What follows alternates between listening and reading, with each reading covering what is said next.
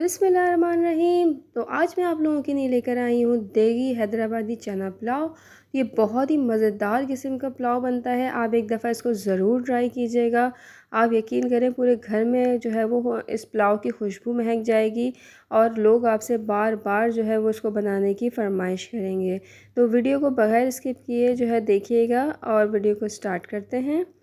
सबसे पहले ये मसाला है पूरा, ये मैंने यहाँ पे इसके जितनी भी क्वांटिटी है सब लिख दी है। ये आपने बना के एक तरफ उठा के रख देना है। और ये जो मसाला है 750 ग्राम राइस का है, 450 ग्राम चावल होंगे। तो आपने इतना मसाला जो है पीस के पैसे से पहले रख देना है। उसके बाद आपने पैन लेना है, उसमें 1 कप के बराबर ऑयल ऐड करना है।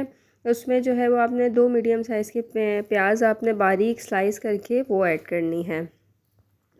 प्याज जो है वो गोल्डन ब्राउन होने तक आपने कुक करना है। फिर इसमें 2 टमाटर, हरी मिर्चें, पुदीना और 4-5 आलू बुखारा और लेमन स्लाइस, ये सब आपने इसी स्टेज पे ऐड कर देना है।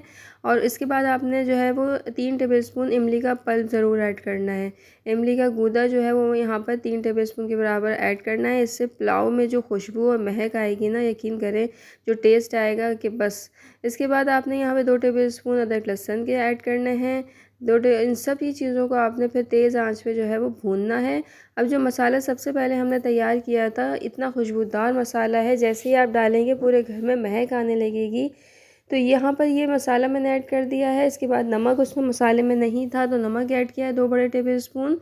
लाल मिर्चें ऐड की हैं 1 टीस्पून, कुटी हुई मिर्च ऐड की है 1/2 टीस्पून।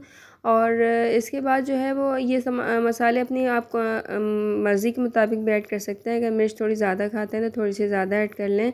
लेकिन ये जो इस क्वांटिटी है बिल्कुल परफेक्ट है। यहाँ पे आधा कप यहाँ पे दही इस्तेमाल कर रही हूँ मैं। और दही इस्तेमाल करने के बाद इसको बहुत ही अच्छी तरह इसको भुनाई करेंगे हम। और भूनने के बाद यहाँ पर थोड़ा सा पानी भी ऐड करूँगी ताकि जो है वो और अच्छी तरीके से भुनाई हो जाए। तो यहाँ पर जो है हमारे मसाले की भुनाई हो चुकी है। यहाँ पर मैं अब आलू ऐड करूँगी। आलू जो है वो देगी चना पुलाव में बहुत ही ज़बरदस्त लगते हैं। तो यहाँ आलू गलने के लिए रख दूँगी हल्के आंच पे। और हल्के आंच पे ये आलू जो है वो बिल्कुल ज़बरदस्त से गल चुके हैं हमारे।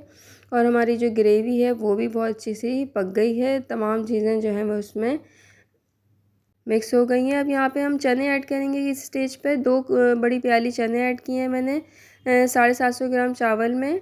तो यहाँ पर जो है चने बॉयल हुए हुए चने हैं, ये बॉयल होके मेरे पास फ्रीज़ हुए हुए थे तो मैंने इस स्टेज पे ऐड कर लिए हैं।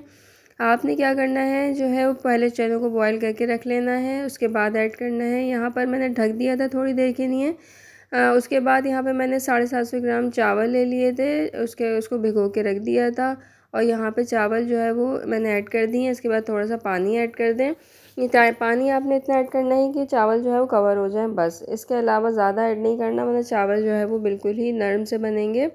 और यहाँ हम इस स्टेज पे यहाँ पानी साइडों में से हल्का हल्का मौजूद होना चाहिए। तो हम यहाँ पे इसको हल्का सा इस तरीके से हम इसको चलाएँगे। ये दम से पहले की कंडीशन होती है, जब पानी थोड़ा थोड़ा साइडों में मौजूद होता है तो हम इसको दम पे जो है वो छोड़ेंगे अब। तो यहाँ पर जो है वो थोड़ा थोड़ा सा मैंने चला लिया था। अब मैंने फूड कलर बनाया है। इसी स्टेज पे हम थोड़ा थोड़ा सा फूड कलर ऐड कर देंगे। तो फूड कलर से जो पुलाव है उसका लुक बहुत ही ज़बरदस्त आता है। और यहाँ पे हम इसको दम पे छोड़ देंगे। तवे पे पहले हम इसको लगाएंगे 5 मिनट के लिए तेज़ आंच पे, उसके बाद लो फ्लेम कर देंगे 10 मिनट के लिए। और बिल्कुल इसको ना ढक के हम दम देंगे, बिल्कुल नहीं खोलेंगे। उसके बाद आप देखें क्या ज़बरदस्त सा देगी चना पुलाव हमारा तैयार हुआ है। और ये बहुत ही मज़ेदार, बहुत ही टेस्टी बनता है और बहुत ही मसालेदार बना है।